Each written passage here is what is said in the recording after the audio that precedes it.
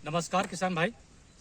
मैं राजेश खोसे, कृषि मौसम वैज्ञानिक, कृषि विज्ञान केंद्र दमोह। जैसे कि आपको पता है, मैं मौसम की जानकारी आपको साझा करता हूँ। तो आइए जानते हैं हम आने वाले दिनों में मौसम कैसा रहेगा और इसका प्रभाव फसलों के ऊपर क्या पड़ेगा। तो अभी वर्तमान में जो स्थिति आपको देखने में मिल रही है, फॉग कंडीशन, ये आने वाले अपने दमोह जिले में खासकर 2 दिन तक मध्यम कोहरा छाए रहने की संभावना है। उसके बाद में जो मौसम है 8 तारीख के बाद आपको धूप अच्छी खिली हुई दिखाई देगी, जिससे कि जो हमारी फसलों रबी फसलों के लिए ये मौसम बहुत ही अनुकूल रहेगा। जैसे कि अभी तापमान की हम बात करते हैं तो तापमान जो अभी चल रहा है 2 दिन यथावत रहेगा। रात का तापमान भी यथावत बना रहेगा।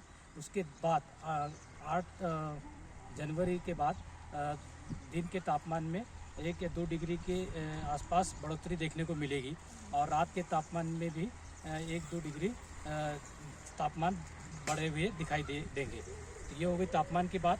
आर्द्रता की हम बात करते हैं तो आर्द्रता 85 से 86 डिग्री के बीच प्रतिशत में रहने की संभावना है। और रात की हम आर्द्रता की बात करते हैं तो रात की जो आर्द्रता है वह भी 50 से 60% के प्रतिशत रहने की संभावना है। अब इसका हम जानते हैं कि फसलों के ऊपर ऐसे मौसम में क्या प्रभाव पड़ सकता है। तो मैं आपको मौसम की जो प्रभाव पड़ता है उसके बारे में बताना चाहता हूँ। जो ये मौसम है ऐसा, ये तो हमारी फसलों के लिए बहुत ही अनुकूल रहता है। बट जैसे कि ये जो तापमान, जैसे आज आपने देखा होगा 6.8 डिग्री तापमान जैसे रिकॉर्ड किया गया रात का, जो कि पाला पड़ने की ऐसी स्थिति इसमें नहीं निर्मित होती है। बट अगर यही तापमान आने वाले 2 दिनों में हमारे यहाँ 4, जैसे हम बार बार बोलते हैं कि 4 डिग्री के नीचे चले जाता है तो पाला की स्थिति बन सकती है। अगर पाला की स्थिति बनती है तो हम क्या करें?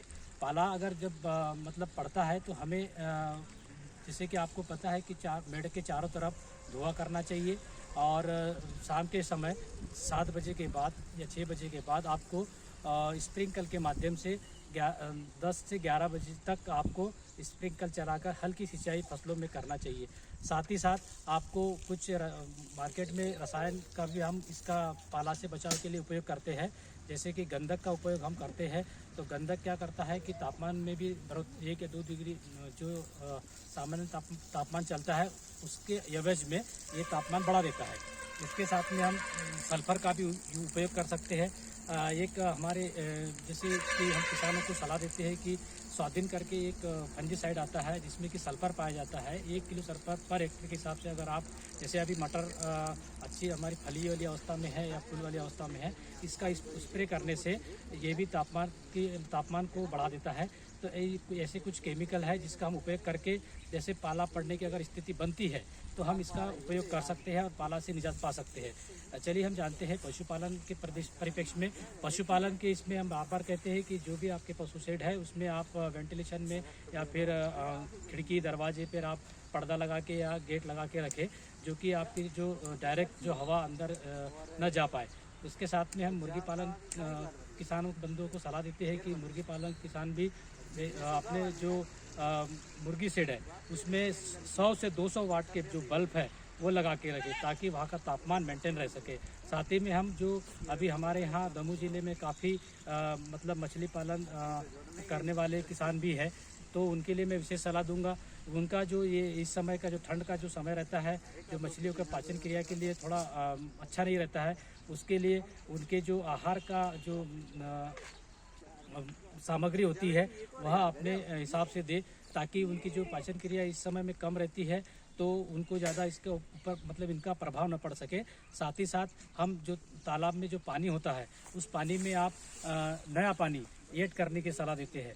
तो ये हो गया अपना इस सप्ताह का मौसम और उसका प्रभाव। हम जानते हैं कि जनवरी महीने के अगले सप्ताह कैसा रहेगा। तो जनवरी महीने का जो सेकंड वाला जो वीक रहेगा, ये भी आने वाले समय में यथावत बना रहेगा। दिन और रात का तापमान जो है सामान्य के बराबर रहेगा। तो ये हो गई मौसम की जानकारी और ये मेरी बात थी। और इसके साथ में मैं अगले वीक और आपको मौसम की जानकारी आपके साथ साझा करूँगा। सभी किसान भाइयों को धन्यवाद, नमस्कार।